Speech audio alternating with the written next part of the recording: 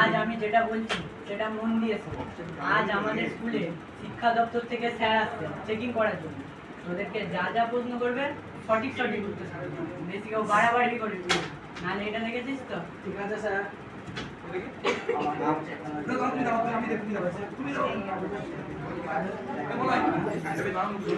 আমি তার একটু বুঝা মানি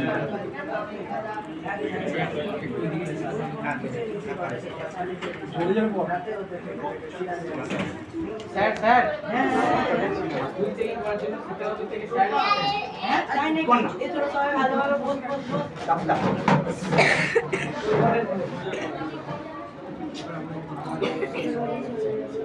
আমাদের